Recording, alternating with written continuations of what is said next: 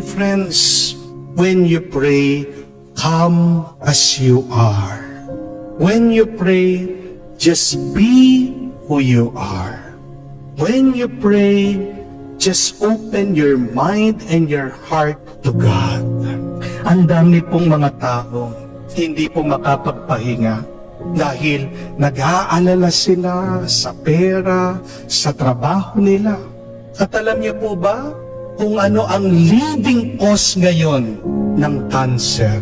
Ano po ang leading cause ng sakit na aneurysm?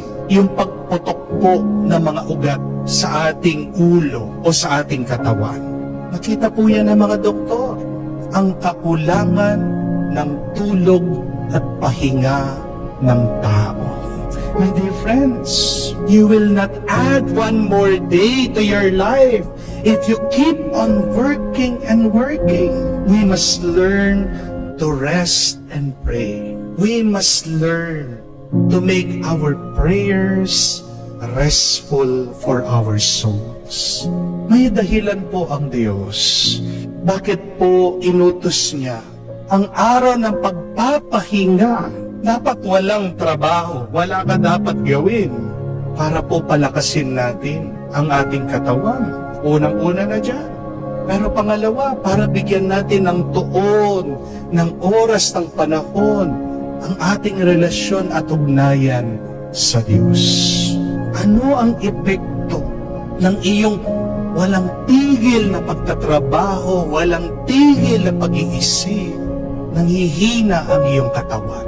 At nanghihina din ang relasyon mo sa Diyos at ang iyong relasyon sa iyong pamilya. Di po ba? Pero yan ang problema. Kaya nga po alam ng Diyos, tao tayo, hindi po tayo makina. Kung nga ang makina, kailangan pong tumigil, kailangan magpahinga. Bakit tayo? Hindi tayo tumigil at magpahinga. Ang problema po madalas ang napakarami sa atin ito. Minsan, tumitigil nga tayo. Pero ang isip natin, palagi pa rin gumagana. Ang isip natin, palagi pa rin naglalakbay. Ang isip natin, hindi tumitigil. Kaya alam niyo po, meron pong bagong sakit ang mga bata ngayon. Ang tawag po nila, nomophobia. Ano po ito?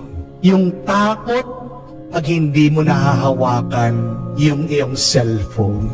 Yung takot pag nawawala yung cellphone mo. Nomophobia.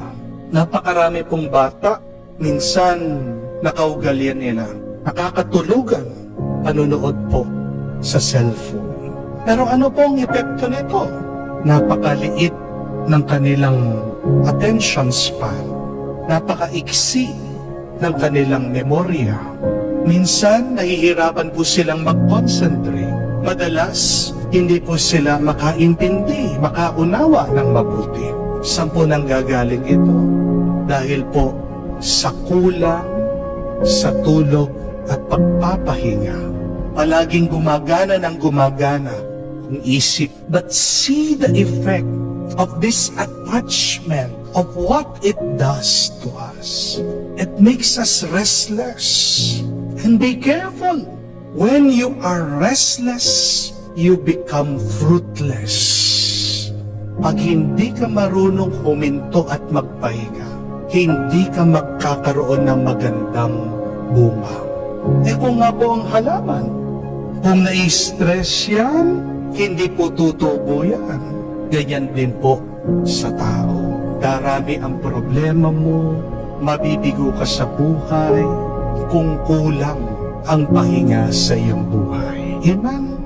Para maging buo ang pahinga natin, sana matandaan natin na kailangan tayo magpahinga sa Diyos.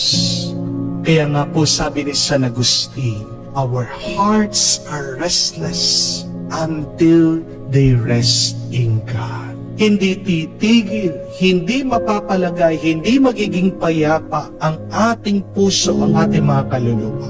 Kung hindi yan, mananatili sa Diyos. Mga kapatid, ang mabuting balita, gusto tayong magpahinga ng Diyos. God wants us to rest. Hindi sasabihin ng Diyos na lumapit kayo sa akin, magpahinga kayo, kayong mga napapagod, kayong mga napapagal na, kung hindi tayo mahal ni Jesus. Rest is a gift of love from God. Dahil tingnan niyo po, pag mahal mo ang isang tao, di ba ayaw mo na nakikita siyang pagod na pagod?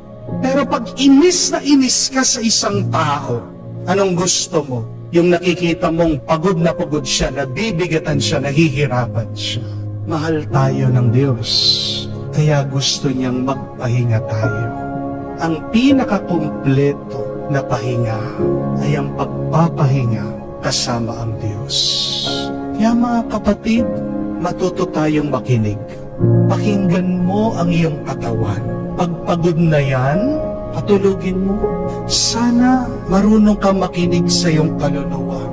Pagpagod na yan, magdasal ka. Ano pang nakakapagbigay ng pagod sa iyong kaluluwa? Yung iyong mga kasalanan. Gusto mo maging payapa? Lumapit ka sa Diyos. Mag-umpisal ka sa Diyos. Mga kapatid, pag nakapagpahinga ka, magkakaroon ka ng lakas. At pag may lakas ka, diyan ka lang makakagawa ng mabuti. Tandaan natin yun.